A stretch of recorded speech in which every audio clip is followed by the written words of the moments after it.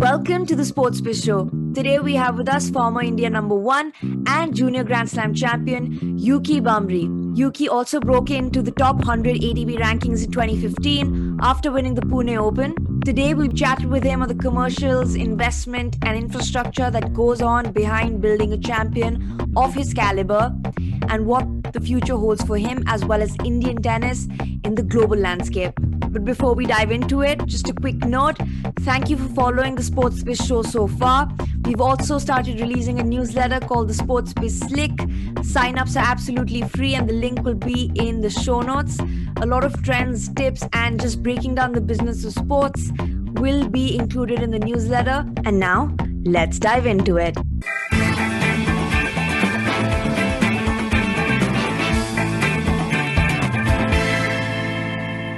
Hi, Yuki. Welcome to the podcast. How are you doing? I'm well, thank you. Thank you for having me. I know it was a short notice, but I'm glad we can do this. I'm excited. Likewise, thank you so much for being on the show. So I'm going to be a bit dramatic in my very first question. I'm going to take you back to the year 2009, where you won the Australian Open junior singles title. What kind of preparation went into an event like that? Because if my calculation stands correct, you were all of 16. Not many people know this, but I played the year before 50, and I felt that was a bigger achievement for me of making the semifinals with no expectation at all. When I went into the 2009 Australian Open, I think the expectations were there to win. So it was a bit of a different kind of pressure, and I go back. There've been years, even though the years gone by, I've gone back and thought about the times of how things could have been different, because I could have easily been out in the first round. I played a really good friend of mine who practiced together a lot from Mexico at the Baldry Academy, and he almost had me in the first round. So it's it's funny how life turns out, but. Yeah, I think it turned out well in the end, but it could have been a completely different story heading into that. So all the preparation, everything that went in through it could have gone down, for nothing. Could have gone down drain for nothing. But it was exciting. It's Grand Slams in tennis are what every player wants to play, and every player wants to achieve that dream. So to be able to do that at that point of time, I think really lifted my career. Absolutely. I remember receiving that news, and obviously someone being in sports and playing sports at the time, hearing that was absolutely amazing and felt so proud. Now, like you mentioned, you trained at the Baldry Tennis Academy alongside training in Delhi as well. What key differences did you notice between the training styles in the West versus the East? I think at that point in time, the biggest the biggest key was the infrastructure. Everything was just right there for a professional athlete, not just for tennis. They have multiple sports and they produce multiple champions, whether it was golf, whether it's basketball, whether it's baseball. And it's just, how detailed they were in approaching to what an athlete really requires, from making sure that the food's really good at the cafeteria, to having simple things as as ice baths around you, so you can recover well. The fitness center was right there, and mimicking in tennis, a lot of the courts mimicked how the US Open was played. Some of them of how Australian Open was played. So I think players were ready and knew what to expect. That's something that I think the detail that goes into preparing an athlete really, I think, caught my eye what they did there. Whereas I think in India, we're still playing catch up with just, basic infrastructure. And of course, it being one of the best academies in the world, I also got a chance to, early on in my career, at least I got a chance to hit with some of the greats, some, Agassiz and the Sharapovas. And so I knew, I could see firsthand that what would I need to do and how much more I would have to prepare in order to reach that level. So that was really an eye-opener for me, of being there, even though being the best in the world that time in the juniors, but seeing how much more you need to do to really get your game up to a level of playing the professional tour. Right. That's a very interesting point, because I can only imagine hitting with the right kind of people alongside, or that cohort of people you play with, play against, can make a huge difference. Do you see that missing as an element in Indian tennis?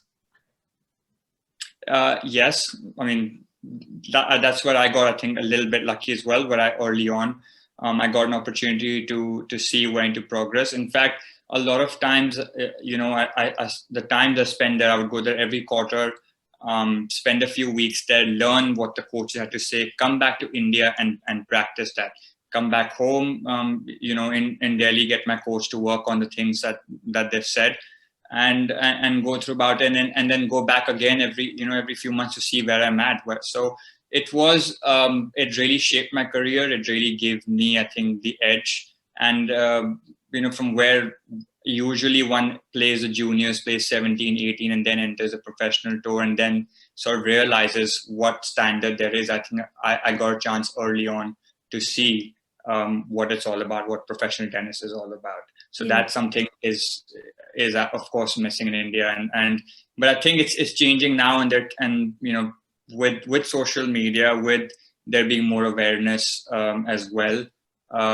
Kids and parents likewise, I think, have the opportunity of getting their kids training, or at least watching a lot of the videos, a lot of the matches, online. Yeah. No, I can only imagine. But do you think it's imperative for certain organizations within India or federations to identify raw talent and perhaps build that blueprint for them to go abroad and train with the best in the world? Does that already exist? No, it unfortunately doesn't, and I think it should have. They've had it in spurts. They've had a bit of a Reliance program that was a couple of years ago, but everything sort of fizzled out. And that's something I think in tennis, which is lacking. Absolutely, there's so many kids nowadays who pick up the sport. Who've from when I started, you go to academies, it's all full of young kids and really trying to pursue their dream of being a professional player.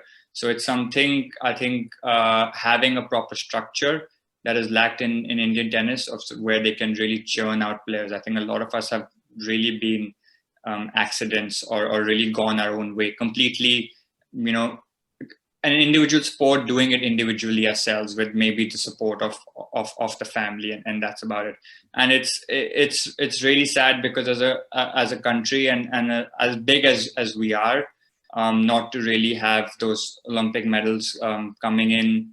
I think we could do a lot more with the right push, with the right structure that the associations could do. Makes sense. Now, just shifting gears a little bit, you personally made a case for lower to mid-ranked players to be paid more in the circuit. What made you take that stand? It's been going on. It's not just me. I think it's a lot of the players out there as well who voice that. And it's with tennis being such a popular, such a global sport, when you compare to other sports, I don't think the prize money is as good as what a professional player should deserve. If you're someone who's 100 or 200 in any sport in the world, I think you can earn a fairly decent living, and you're doing a good job, whether that's golf, or that's cricket, or that's soccer.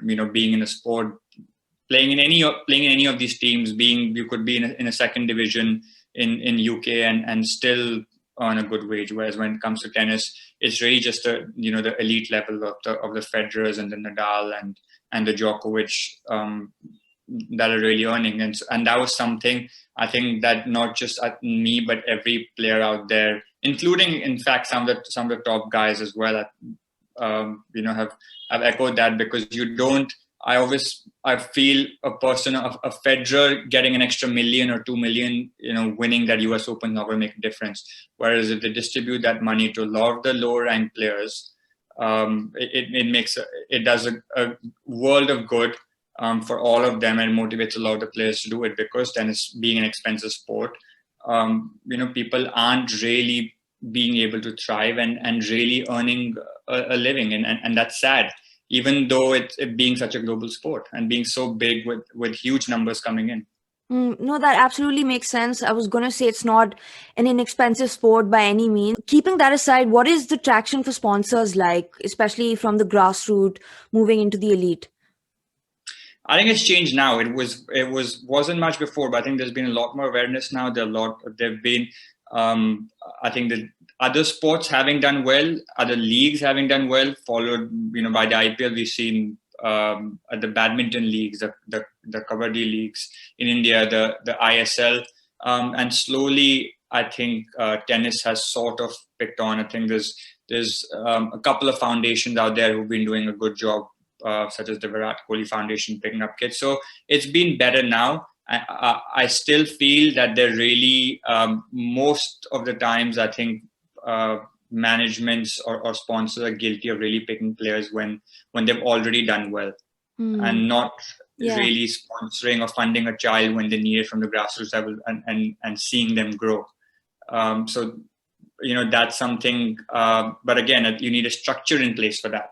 And that's where an association comes in. That's where corporate comes in to see and really help, not just one, but maybe a group of players starting from 14-year-olds or 16-year-olds or 18-year-olds coming in, really helping them build up, making sure they get the right kind of infrastructure, the right kind of coaching, the right fitness, the right knowledge, and helping them and getting the players up to the elite level that I think India can produce. When I was playing, it wasn't as such. I think it was still we are still a cricket dominant country. It was obviously a lot more back then, but I think you would have noticed as well. It's getting better now. Even in a sport like basketball, more and more players are coming, more corporates are coming in. So it's picking up steadily, slowly, but I think there's still a lot more that one can do.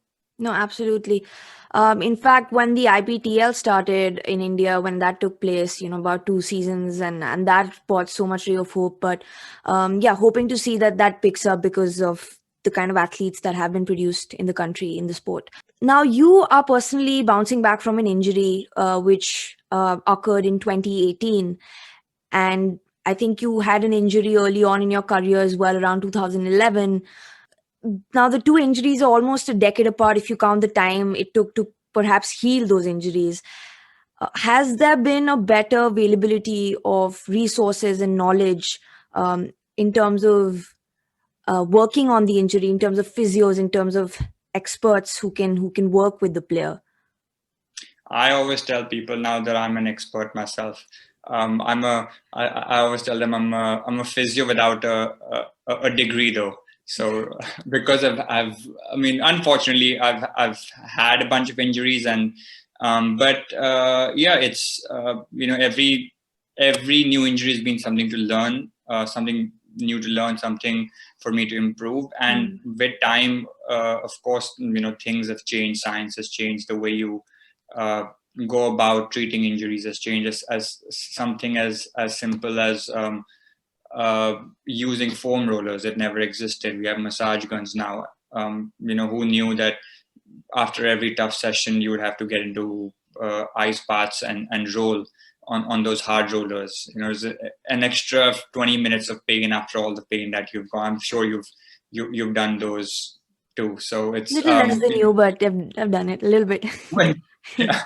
So with time, with science coming in, I think not just physios, but I think athletes have also have changed, have adapted, better. Definitely gotten better. I see a lot more physios in the country who are working with a lot more athletes, a lot more sports organizations, which again wasn't the case. It was always about being a physio, learning in a classroom, and really going and working in a hospital and looking sort of more regular day people, whereas looking at athletes wasn't a priority. But that's changed quite a bit, even in Delhi. Coming back after getting treated in Spain or US, I think they've been very, very good at home and with the amount of knowledge that they've now had to help treat injuries. So yeah, that's definitely been a big plus, and I think kudos to the whole sports department in getting up to speed with that. Right. Do you think you could have avoided a few of the injuries early on had you had more knowledge in the area earlier, or just more resources in general? I feel that obviously in hindsight, yes, you can always do things better. You can always do a little bit more. You can always, of course, if you've had this, you could have done that. But I think sometimes you can't predict it. Um, what I have done and I've made sure is that I haven't hurt, I haven't been injured twice in the same area. So if I hurt my elbow or if I hurt my ankle, I made sure that I worked on it where I wouldn't, where I had the knowledge and I worked on it where I wouldn't hurt myself again. Sure, a different, maybe a knee this time, but yeah, that's something that in hindsight you could look. But I think I've done my best, and I did what I was aware of, what I knew at that point of time to go about it. But like I said, times have changed. There's a lot more. I think I'm a lot more knowledgeable now, and there is still a lot to learn, still a lot to go about. But I think I've been on the right track, and fingers crossed, just a whole lot of tennis to play now. Absolutely. Now, in today's day and age, how would you paint the landscape for Indian tennis? What's going in favor of Indian tennis, and what are the missing pieces? I think there's a lot more quality, especially actually not just men's, on the women's side as well. We've never had 3 or 4 players in the top 150 or competing to make the Grand Slams. Never had doubles. Of course, we had Leander and Mahesh, but I think there's a lot more Indians coming through, pushing through, competing for slams as well. On the women's side as well, there was always used to be Sania, and there was really maybe a Nirupama Vaidyanathan, 20 years ago, a lone Indian. But I think there's a lot more girls who've picked up the sport, who are excelling in the sport and inspiring a whole new generation. So, like I said, it's becoming a very popular sport in the country, and it's great to see a lot more fellow colleagues coming in. It's a lot less lonely on the tour now when you have a bunch of them playing. But again, I think having a structure in place would really make a big deal where every state or every association could come in, pitch in, make sure you hold camps to find those 8-9-year-olds, because tennis as a sport you need to start playing early. That's I guess any sport when it comes to that. Yeah. The earlier you start, the better you get, the more time you have on your hands. And it's something that we, I think, as a nation haven't done, even though we're sort of talking about moving towards a more sports-centric nation. So a long way to go, but definitely a lot more positives than about 10-15 years ago. When did you start playing? I started about when I was 5.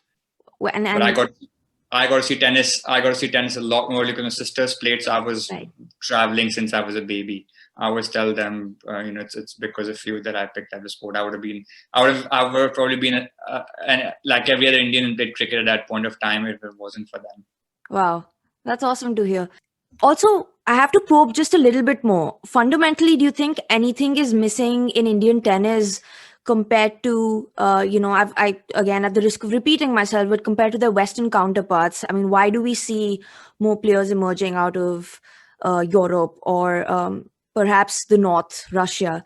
What makes their tennis so unique? Is there a blueprint that needs to be followed? I guess, again, I think it's just doing the small things, building a base, having, first and foremost, having a sort of like I said, a structure in place. All these countries have a really good, as basic as a really good national tennis center where all of them come together, all of them practice, all of them train. They've hired some of their former players who obviously excelled, know the sport, know the ins and outs of what it takes to produce a Grand Slam champion, having that kind of experience to help other youngsters. You see a lot. That's the reason why a lot of even players hire former players. A Federer hires a Lubicic or a Nishikori, travels with a Chang just to have that experience and to know what it takes to be there. And that's so it's everything. It's just about putting small pieces. A lot of them, all of Europe has tournaments all throughout every age group week after week after week. So as a 10, 12-year-old, you've played so many matches coming in when you're growing up as a 16, 18, or without traveling as much. Whereas India,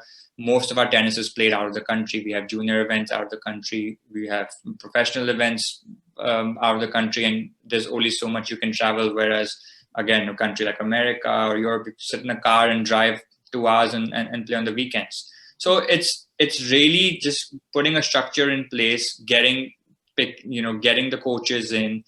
When I spoke about the Voluntary Academy, having everything under one roof, I think that's something which is very, very important. Having all the players under one roof, being able to train one another, challenging one another. I know I used to seeing the Ryan Harrison and training with the Nishikoris at the Voluntary Academy, how much I pushed myself and how much I want to push myself as well. And I'm sure vice versa, every day in practice, every day in training, you just want to do a little bit more, and that's what it takes to get to the level and adds up every single day. So having a bunch of tournaments, playing as much, I think, as you can, having a national center. I think there's a lot of these things that are still lacking, and unfortunately, most sports, again, apart from cricket, is really just done individually. Even though corporates are trying to do their bit, managements are trying to do their bit, but it's all sort of haphazard. There's always someone doing it here and there, and there's no sort of correlation to what anyone's doing. So that's hopefully going forward, moving on. Someone at the top realizes that, and we can see India produce a slam champion. Absolutely. No, in the hopes for that very soon. Now, what have been some of your best moments on court, and what advice that you've got on court would you like to pass forward to the next generation of tennis players in India? I think different ages, different times, different moments. 2009, winning the Australian Open at that point, of course, was a huge moment in my career. Representing India in Davis Cup early on, I think in 2010 or end of 2009. Again, having come to DLT and watching so many Davis Cup matches of Leander and Mahesh, and watching them play, watching my sisters represent the country, that was something that I want to do. So I think getting that. So I think different ages, different times, playing Murray at the Australian Open, or playing all the slams, playing Wimbledon for the first time 2 or 3 years ago in the main draw. Again, that was an experience I would never forget. You worked hard all this time just to be there and to be in that position to be able to put yourself. So that was a moment I'll cherish for the rest of my life. Yeah, hopefully you enjoyed some strawberry and cream as well after. I did, absolutely. And when it comes to the younger generation, what I would like to say is that enjoy yourself, enjoy the process. And it's a hard road. I think people, kids as well as parents, forget sometimes and think it's a sprint, but it's not. It's really a marathon. I see a lot of parents today focused on results at 14 and 16 and 18, but I think they forget that that's not the end goal. It's really about playing the Wimbledon and the US Open and progressing and beating the Federers of this time. So that's something that I would hopefully that kids and parents understand. I would like to pass on message is that it's a lot of work. It's not. I understand, of course, everybody wants results quickly, but you have to be very patient and enjoy it, because it's really worth it to put in all that work in. That's great advice. My last question is, what is next for you going into 2021 and in the future as well? Yeah, hopefully just get in a bunch of events this year. Like I said, fingers crossed. I want to get and play as much. I've missed out on a lot of tennis in the last 2 years. So get to travel, get to play as many matches as I can and get back up in the rankings quickly. Nice. I'll be expecting an academy in the future sometime? Not anytime soon.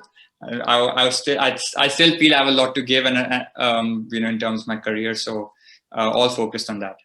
Absolutely. No, we wish you the best for that. And that brings me to the end of my questions. But this has been a phenomenal chat, and it was so great learning about what Indian tennis has produced so far and what we have to look forward to in the future. So thank you so much. Thanks, and thanks for having me.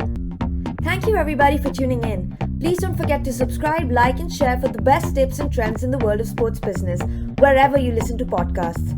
Reach out over social media to connect or collaborate. Links will be in the bio. See you next time.